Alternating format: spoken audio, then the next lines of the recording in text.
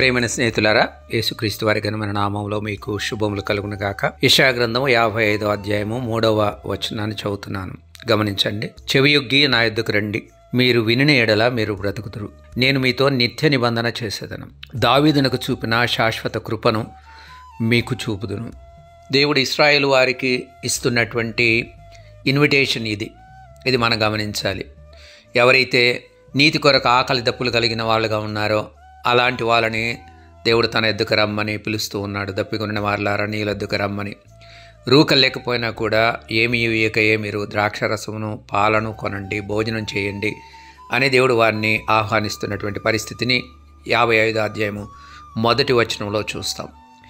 దేవుని ఎద్దుకు వచ్చినట్లయితే వారు బ్రతుకుతారు, మీరు వినిన ఎడల మీరు బ్రతుకుదురు అన్నమాట దేవుడు చాలా స్పష్టంగా వాళ్ళతో చెబుతున్నాడు. మీ యొక్క హృదయాన్ని సారవంతమైన దాని యందు మీరు సుఖింపనీయండి అని దేవుడు వాళ్ళతో మాట్లాడుతున్న పరిస్థితిని కూడా మనం చూస్తాం. అంతేకాదు దేవుడు వారితో నిత్య నిబంధన చేస్తాను అన్న మాటని మనం గుర్తు చేసుకుందాం. అంటే ఒక నూతన నిబంధనలోనికి, ఒక క్రొత్త నిబంధనలోనికి దేవుడు వారిని తీసుకొని రావడానికి ఇష్టపడతా ఉన్నాడు.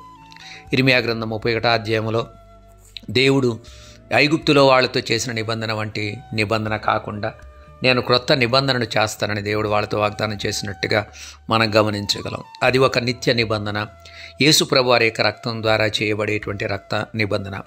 ఆ నిబంధనలోనికి వీరు రావాలని దేవుడు కోరుతూ ఉన్నాడు. అలాగా వచ్చినటువంటి వాళ్ళకి దేవుడు శాశ్వతమైనటువంటి కృపను వాళ్ళకి చూపుతాను అన్న మాటను అక్కడ గుర్తు చేస్తూ ఉన్నాడు. 3వ వచనంలో చివరి భాగంలో దావీదునకు చూపిన శాశ్వత కృపను మీకు చూపుతాను అని దేవుడు వాగ్దానం చేస్తూ ఉన్నాడు. పాత నిబంధనలో సౌలుకు శాశ్వతమైన కృపను దేవుడు చూపినట్టుగా దేవుని యొక్క వాక్యంలో మనం గమనించాం.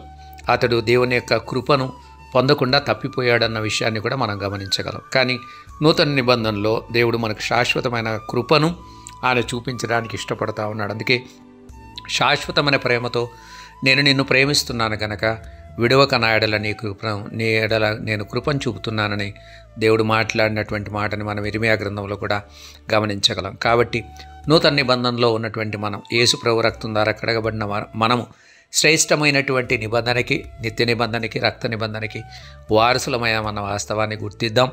దాన్ని బట్టి ప్రభువును మనం స్తుతిద్దాం.